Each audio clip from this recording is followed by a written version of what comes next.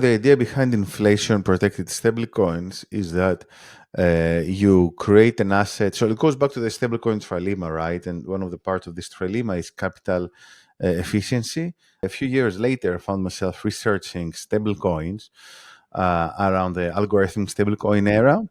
And I identified some of the, let's say, vulnerabilities that stablecoins faced in that era, which, that's what eventually led to Terra Luna's demise. And what is very interesting is how crypto and as well as stablecoins have evolved in the last few years. So recently, by recently I mean the last 2 years or so, I've been working on Janus as a new generation of stablecoin development, borrowing ideas from tokenomics, borrowing ideas from AI, borrowing ideas from financial engineering and many other fields. The stablecoin environment has grown in crypto indigenously within the crypto community to a $250 billion industry, maybe 280 billion now, right? And now all of a sudden, we've realized that there is an amazing use case to have tokenized dollars, right? And so as that comes about, and this is likely an industry that's going to grow to $2 trillion in the next 1.5 years, right? So it's going to be a phenomenal increase in adoption or in supply. Many of the existing stablecoins are very capital inefficient in the way that they're over-collateralized and nothing happens without collateral. So with stablecoins that bear some yield and they try to beat inflation like Janus, the core idea is that you use some of this capital to generate a yield, but at the same time you relax some other assumptions behind the stablecoin, which kind of turns it not into a stablecoin, it turns it into like a soft stablecoin. Yeah, obviously this now with new regulations coming into play, this might generate other problems because it's kind of a middle ground between being a stablecoin and not being a stablecoin, which is obviously something, but this problem doesn't necessarily exist in emerging markets. Yeah. But going back to, let's say, designing an asset that's a representation of fiat currency, and I say representation because I don't want to say it's a stablecoin per se, because a stablecoin has to be it has to abide by a hard peg against a particular fiat currency, but you can have proxies of this, right? Or you can have a soft peg as we're using. So in that particular case, you open up a lot of possibilities if you start thinking in this way, right? So whether it's around generating yield, whether it's around having an asset which is more capital efficient or more robust in terms of, let's say, price fluctuations, or whether you want something that's more decentralized. We did that for the main reason is to support blockchain projects with an economic indicator that really proves the development and the performance of an economy, right? And so why did we do that? It was mainly because fiat currencies or dollars or pounds or whichever country you're in are all dependent on a hidden tax called inflation. And over the last 5 years, we've seen in the UK, for example, a 30% loss in purchasing power. Why? Because the products that consumers spend their money on in order to put food on the table, to have a roof over their heads, et cetera, all of those have risen by 30% in 5 years. And so what you're doing and what Nuon is doing and what Frax with their FPI are doing, or Spot and Ampleforth, are really trying to create this environment and this market where you have inflation protection associated with a stable coin, which is really innovative and novel. When inflation protected stablecoins came about, we were talking to them as flat coins, right? And ultimately, flat doesn't sound exciting.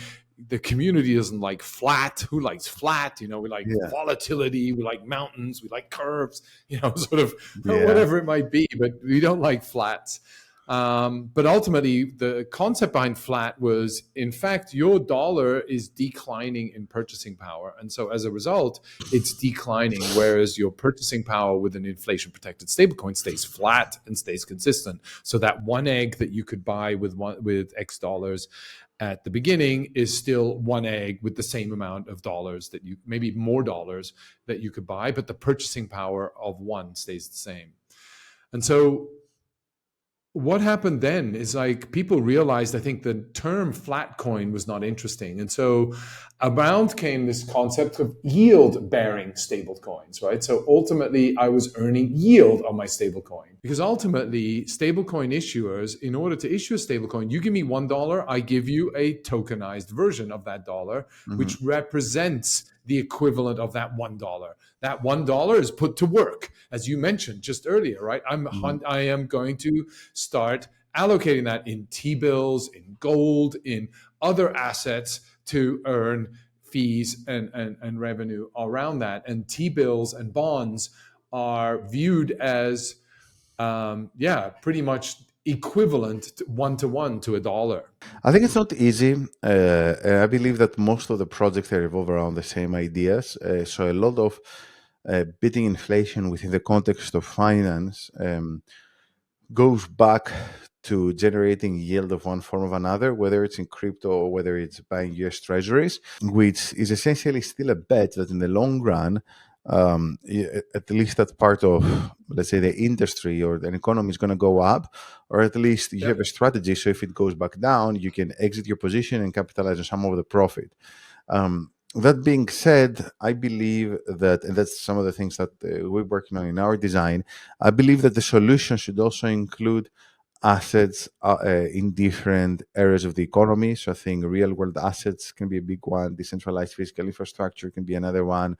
I just don't see a world where you can have intangible assets go up in value forever, especially in light of the fact that this is facilitated through money printing, and at some point the system might come crashing down. So I think a combination of some of the traditional strategies, but combined with real physical assets, is like an optimal strategy. That being said, maybe there's a counter argument saying that, look, you can find a middle ground in areas like gold or silver, so you might just as well use only gold or silver, simply because gold is such an established asset that maybe you can achieve the same or similar outcome, which it could be.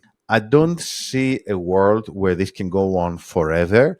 Just create a product, and the product reaches a market cap of millions and millions and millions based upon one or two strategies, whether this is like shorting Ethereum or buying US treasuries or whatever, because just having one or two strategies is fundamentally limited, right? So it can go on forever. So yeah, that's why I believe running multiple strategies in parallel is the future. There's probably, no, you're absolutely right. I think there are probably some differences in the goals and the risk that someone would take in each situation.